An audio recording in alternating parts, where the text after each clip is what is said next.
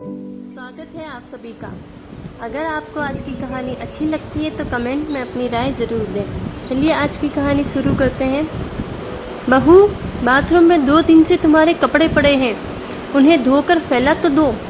सुनैना ने आंगन में झाड़ू लगाते हुए कहा। अच्छा, फैला दूंगी, आप तो मेरे पीछे ही पड़ जाती हैं, बहू ने अपने कमरे से तेज आवाज़ में उत्तर दिया। इसमें चिल्लाने की क्या बात है? चिल्लाने की बात क्यों नहीं है? कपड़े मेरे हैं, फट जाएंगे तो मैं आपसे मांगने नहीं आऊँगी। जिसने मेरा हाथ पकड़ा है वह खरीद कर भी लाएगा।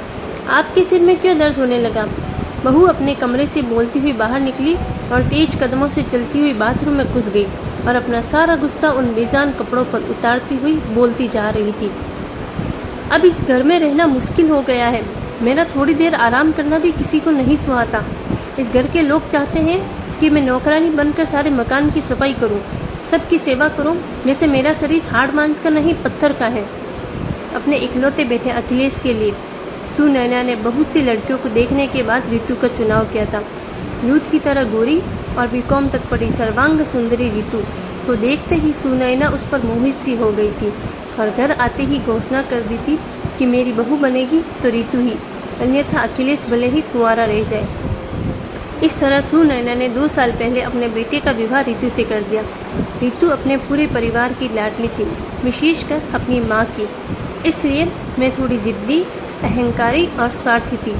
उसके घर में उसकी माँ का ही शासन था। बचपन से ऋतु को माँ ने यही पाठ पढ़ाया था कि ससुराल जाने के बाद जितनी जल्दी हो सके अपना अलग घर बना लेना। संयुक्त परिवार में रहेगी तो सास ससुर की सेवा करनी पड़ेगी। वैसे तो सुनैना के परिवार में किसी चीज़ की कमी नहीं थी, पर ऋतु के परिवार के मुकाबले उनकी स्थिति कुछ कमज़ोर थी। सुनैना के पति राम अवतार एक कंपनी में हेड अकाउंटेंट थे। वेतन कम था, पर उसी कम वेतन में उनकी पत्नी सुनैना अपने घर को बड़े ही सलीके से चला रही थी।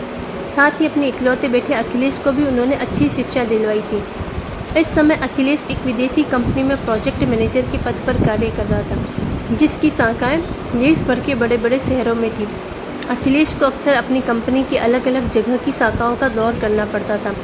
अखिलेश जानता था कि कितनी कठिनाई से उसके मम्मी पापा ने उसे अच्छी शिक्षा दिलाई है, इसलिए उसका झुकाव हमेशा अपने माता पिता और अपने घर की ओर रहता था। मैं अपने कम वेतन में से कुछ ऋतु को देकर बाकी पैसा अपने मम्मी के हाथों में रख देता था। 2-3 महीने तो ऋतु ने यह सब देखकर सहन किया। यहाँ की सारी स्थितियों की जानकारी वह अपनी माँ को बताना कभी नहीं भूलती थी। हर रात दिन भर की घटनाओं की जानकारी वह अपनी माँ को दे दिया करती और माँ उसे अपना गुरु मंत्र देना कभी नहीं भूलती थी। करीब 3 महीने बाद ऋतु ने पहले तो अपने पति पर शासन करना शुरू किया और जब वहाँ बात नहीं बनी तो उसने अपनी सास सुनैना से बात बात में झगड़ा करना शुरू कर दिया। एक बार जो उसका मुँह खुला तो उसने सुनैना की हर ईंट का जवाब पत्थर से देना शुरू कर दिया। अब तो इस घर में हर दिन सास बहू में झगड़ा होने लगा। जिस घर में ऋतु के आने से पहले जो शांति थी, अब उस शांति का वहाँ नामो निशान भी न रहा। अब सुनैना की दोपहर घर से थोड़ी दूर एक कमरे में गरीब बच्चों को पढ़ाने में व्यतीत होने लगी। राम अवतार एक शांतिप्रिय व्यक्ति होने के नाते दोनों को कुछ भी कह नहीं पाते थे। पत्नी को अधिक प्यार करते थे, इसलिए उसे अपने तरीके से समझा दिया और बहू के मुँह लगना उचित नहीं समझते थे, इसलिए वह अपने ऑफिस से लेट आने लगे। अखिलेश की भी यही स्थिति थी। जिस माँ ने तमाम मुसीबतें झेल कर उसे पाला पोसा पढ़ा लिखा कर इस लायक बनाया कि वह इज्जत की रोटी कमा सके, उनसे वह कठोर बातें बोल नहीं सकता था। लेकिन ऋतु के सामने उसकी हिम्मत ही नहीं होती थी। उधर ऋतु रात दिन अखिलेश के कान पड़ने लगी कि अब वह इस घर में नहीं रहेगी, उसे या तो वह उसके मायके पहुँचा दे या दूसरा मकान किराए पर लेकर रहे। शाम को जब अखिलेश ऑफिस से आया तो सीधे अपने कमरे में गया। कमरे में ऋतु बाल बिखेरे अस्त व्यस्त कपड़ों में गुस्से में बैठी थी। अखिलेश ने उससे पूछा, आज क्या हुआ, इस तरह क्यों बैठी हो? आज फिर माँ से झगड़ा हुआ क्या? और क्या, तुम्हारी माँ मुझसे प्यार से बात करती है?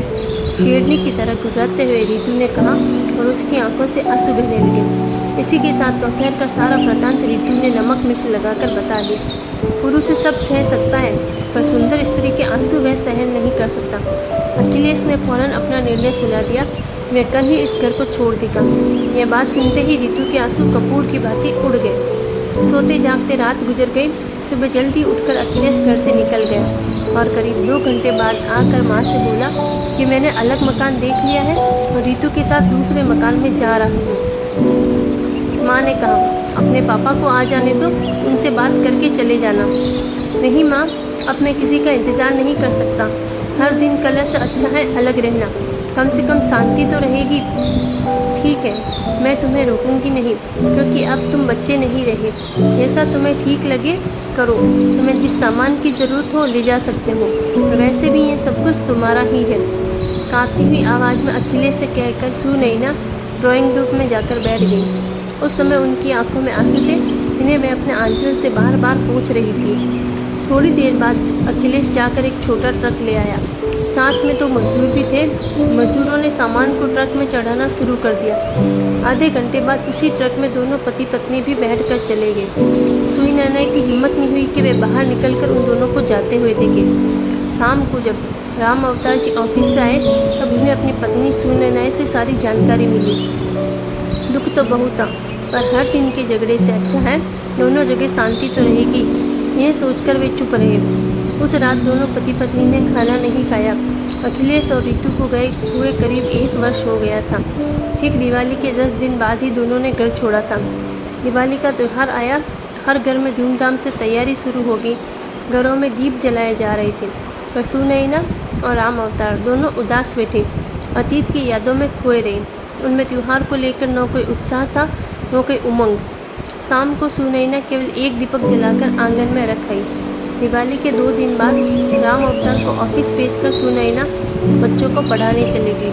और जब वे शाम को लौट रही थी तो रास्ते में उनकी मुलाकात एक अनजान औरत से हो गई, जो उन्हें जानती थी, पर सुनैना उसे नहीं जानती थी। पहले तो उस स्त्री ने सुनैना को नमस्ते की, फिर बताया कि रितु व अखिलेश उसके मकान के पास ही रहते हैं। आज रितु की तबीयत ज़्यादा खराब थी और उसे उसके मकान मालिक ऑटो रिक्शा से अस्पताल ले गए हैं, क्योंकि अखिलेश यहाँ है नहीं और रितु की डिलीवरी होने वाली है। सुनैना ने जब उस औरत से ये पूछा कि रितु के मकान मालिक उसे लेकर किस अस्पताल गए हैं, उसने वर्मा नर्सिंग होम का नाम बता दिया। सुनैना जल्दी से घर आई और एक थैले में कुछ आवश्यक सामान रखा। अलमारी में जो पैसा रखा था उसे लिया और घर को ताला लगाकर ऑटो से वर्मा नर्सिंग होम चले गए। वहाँ जाकर जब रितु के बारे में पता किया तो पता चला कि बच्चा नॉर्मल नहीं हो सकता, इसलिए डॉक्टर रितु को ऑपरेशन थिएटर में ले गए हैं। तभी एक नर्स ने आकर आवाज़ लगाई कि रितु के साथ कौन है। डॉक्टर एक फॉर्म पर साइन करने और ऑपरेशन फीस जमा कराने के लिए बुला रहे हैं। सुनैना नर्स से जब रितु के बारे में पूछ रही थी तब वहाँ पर रितु के मकान मालिक भी खड़े थे। वे समझ गए कि यह स्त्री शायद अखिलेश की माँ है, तभी इतनी बेचैनी से पूछ रही है। उन्होंने हाथ जोड़कर सुनैना को नमस्ते किया, वे सारी बातें उन्हें बता दी। सुनैना ने भी उन्हें बता दिया कि रितु उनकी बहू है। सुनैना उस नर्स के साथ डॉक्टर के कक्ष में चली गई और डॉक्टर विमला भाटिया को नमस्ते कर उन्हें अपना परिचय दिया कि रितु उनकी बहू है और वे ऑपरेशन की फीस जमा कराने आई है। पहले तो डॉक्टर ने उनसे एक फॉर्म पर हस्ताक्षर करवाए, फिर ऑपरेशन के लिए 25,000 रुपये जमा कराने को कहा।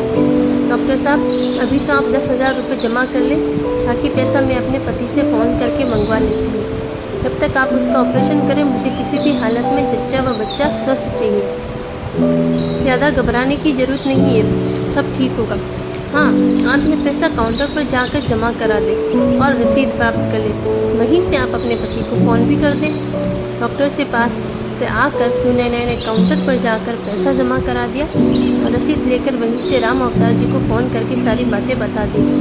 साथ ही यह भी कह दिया कि जल्दी से 15,000 रुपये लेकर वर्मा नर्सिंग होम में आ जाए।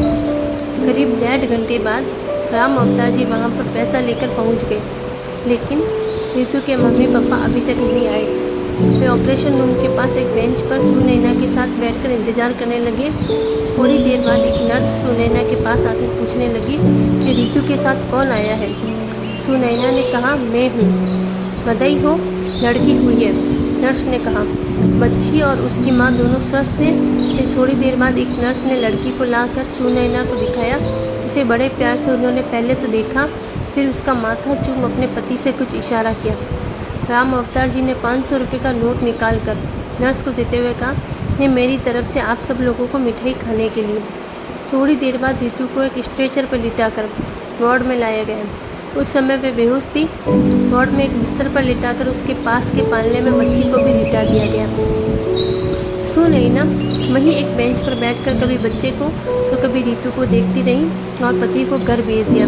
करीब 4.5 घंटे बाद रितु को होश आया।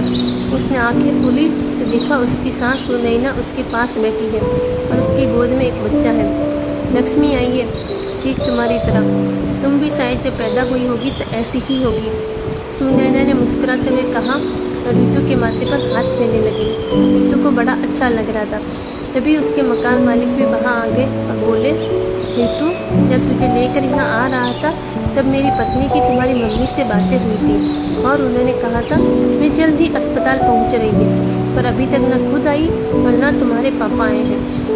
शाम हो गई थी, अभी तक सुनैना ने कुछ नहीं खाया था, बल्कि चाय तक भी नहीं पी थी। रात भर वे बेड के पास स्टूल पर बैठी कभी रितु का सिर दबाती तो कभी बच्ची के रोने पर उसे उठाकर घुमाती। इस तरह जिम्मेदारी को ढोते उनकी रात आंखों में कट गई। सुबह राम अवतार थर्मस में चाय लेकर आए और दोनों को कपों में डालकर चाय दी। फिर पत्नी की ओर देखते हुए कहा, तुम अब घर जाओ, मैं यहाँ बैठता हूँ। कल से तुमने खाना भी नहीं खाया है।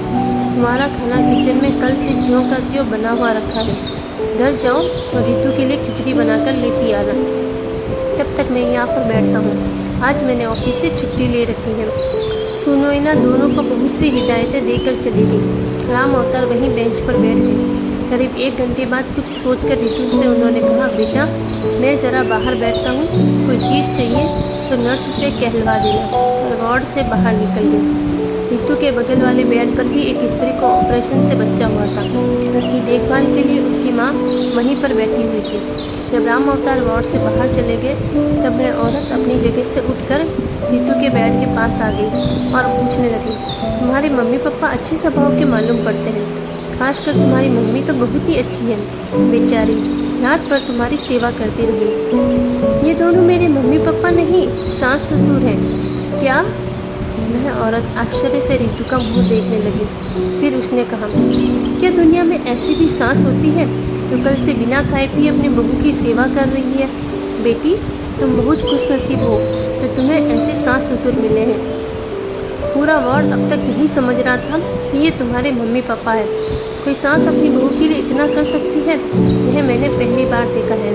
अगर हर सास तुम्हारी सास जैसी हो जाए तो कोई बहू जलकर नहीं मरेगी, कोई बहू गले में फंदा लगाकर नहीं मरेगी, कोई बहू जहर खाकर या गाड़ी के नीचे आकर अपनी जान नहीं देगी।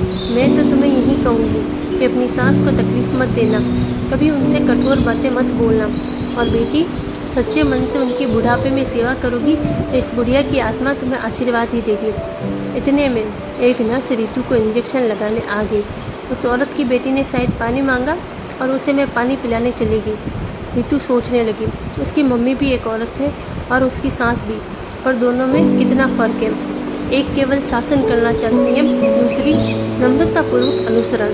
एक किसी के घर को तोड़ना चाहती है तो एक घर को बचाने के लिए स्वयं तकलीफ उठाती है। एक में दिखावा है, अभिमान है, तो दूसरे में गंभीरता एवं सहजता है। पहली नारी है इसलिए सम्माननीय है, दूसरी सम्मान के साथ साथ श्रद्धा और प्रेम की पात्र भी है। एक केवल जननी है तो दूसरी माँ। रितु की आंखें छलक रही थी। बेटा, चाय पी लो। राम अवतार की आवाज़ से रितु का ध्यान भंग हो गया। रितु ने बड़े ध्यान से अपने ससुर की ओर देखा और सोचने लगी, इस व्यक्ति ने आज तक मुझे बेटा के सिवा और किसी नाम से बात नहीं की, न ही कठोर शब्द बोले। इन लोगों के साथ गलत व्यवहार कर मैंने बहुत बड़ा अपराध किया है। फिर रितु का ध्यान भंग हुआ क्योंकि राम अवतार जी बगल वाली स्त्री से कह रहे थे, बहन जी, आपको एक कष्ट दे रहा हूँ, आप मेरी बहू को हाथ लगाकर उठा दें ताकि वह चाय पी ले। वह औरत उठी और रितु को उठाकर चाय पिलाने लगी तो राम अवतार जी बाहर से बाहर चले गए। करीब 10 बजे सुनैना खिचड़ी और कुछ साफ सुथरे कपड़े लेकर आ गई और रितु को धीरे से बैठाकर चम्मच से अपने हाथ से खिलाने लगी। आज उसे ये खिचड़ी मोहन भोग के समान लग रही थी। शाम को करीब 4 बजे रितु के पापा गिरधारी प्रसाद और उसकी मम्मी रजनी ने एक साथ वार्ड में प्रवेश किया। उस समय सास सुनैना रितु के बालों में कंघी कर रही थी। बेड की दूसरी तरफ एक खाली बेंच पर वे दोनों बैठ गए। दोनों का यहाँ आना ऐसा लग रहा था जैसे किसी पार्टी में आए हो। गिरधारी प्रसाद बार बार अपनी टाई को ठीक कर रहे थे और रजनी का तो कहना ही क्या था। दोनों के कपड़ों से महंगे परफ्यूम की खुशबू आ रही थी। पूरा जच्चा बच्चा हॉल उस खुशबू से महक रहा था। दोनों ने औपचारिकतावश हाथ जोड़कर सुनैना को नमस्कार किया, पर उनसे कोई बात नहीं की। एक थैले में कुछ सामान रखकर सुनैना ने उठते हुए कहा, रितु, जितना मुझसे बन सका मैंने कर दिया। अब तुम्हारे मम्मी पापा आ गए हैं। अब मैं अपने घर जा रही हूँ। तुम भी 1 सप्ताह बाद अपना टाँका कटवा कर अपने घर चली जाओगी। और हाँ, आज तक की दवाइयों का और अस्पताल के बिल का भुगतान मैंने कर दिया है, जिसकी सारी रसीदें तुम्हारे तकिए के नीचे रखी है। अखिलेश आएगा तो उसे मेरा आशीर्वाद कह देना। इतना कहकर चलने के लिए जैसे ही उन्होंने कदम बढ़ाया, अचानक लगा कि उनका आंचल कहीं फंस गया है। उन्होंने पीछे मुड़कर देखा तो रितु उनका आंचल पकड़े हुए हैं और डबडबाई आंखों से उन्हें ही देखे जा रही है। सुनैना ने आंचल छुड़ाने का प्रयास किया तो रितु धीरे से बोली, मम्मी, क्या अपनी इस मूर्ख बेटी को माफ़ नहीं करोगी? सुनैना ने झट से रितु का सिर अपनी छाती से लगा लिया और उस समय उनकी भी आंखें चलचला उठी। उन्होंने उसके माथे को सहलाते हुए कहा, पगली, कहीं माँ भी अपनी बेटी से नाराज होती है? स्वयं को मूर्ख क्यों कहती हूँ? अरे सैकड़ों लड़कियों में से चुनकर तुझे मैं अपने घर लाई थी, तो तू मूर्ख कैसे होगी? तू मेरी बहू नहीं, बेटी है, और बेटी ही तुझे समझा है। सुनैना रोती जा रही थी और कहती जा रही थी, ज़्यादा नहीं रोते बेटा, अभी तुम्हारा शरीर कमज़ोर है, टाँके कच्चे हैं, रोने से उन पर जोर पड़ता है और टूटने का भय रहता है। यह कहते हुए मैं अपने आंचल से उसके आंसू को पोंछने लगी। अचानक सुनैना के ध्यान दूसरी तरफ बैठे गिरधारी प्रसाद और उनकी पत्नी रजनी की ओर गया। तो वे लोग कब के चले गए थे। शायद रजनी ने सोचा होगा कि यहाँ अब उनका कोई काम नहीं, क्योंकि उनकी कोई भी विद्या रितु पर असर नहीं करने वाली। 1 सप्ताह बाद रितु के टाँके कट चुके थे और उसे अस्पताल से छुट्टी की अनुमति मिल गई थी। अखिलेश भी टूर से वापस आ गया। जब वह अपने कमरे पर गया तो उसने वहाँ सारी बातों की जानकारी मिल गई। वह अपना सामान कमरे में रखकर सीधे ही अस्पताल चला गया। माँ को रितु के पास लेकर पहले तो गिलानी से अखिलेश के पाँव ही आगे नहीं बढ़ पा रहे थे, लेकिन जब उसने रितु और अपनी मम्मी को मुस्कुराते हुए देखा तो मम्मी के पास जाकर उनके चरण छूकर प्रणाम किया। अस्पताल से जिस दिन रितु को छुट्टी मिली, उसने स्पष्ट कह दिया कि अपने किराए के मकान में न जाकर मम्मी के साथ सीधे अपने घर में जाएगी। इसलिए उसे लेकर सुनैना घर आ गई थी। अब उस घर में खुशियाँ ही खुशियाँ थी। सभी के चेहरे मुस्कुराते रहते थे। नन्ही सी जान सबके लिए खिलौना बनी हुई थी। दोस्तों, आपको ये कहानी कैसी लगी है कमेंट में ज़रूर बताना। धन्यवाद।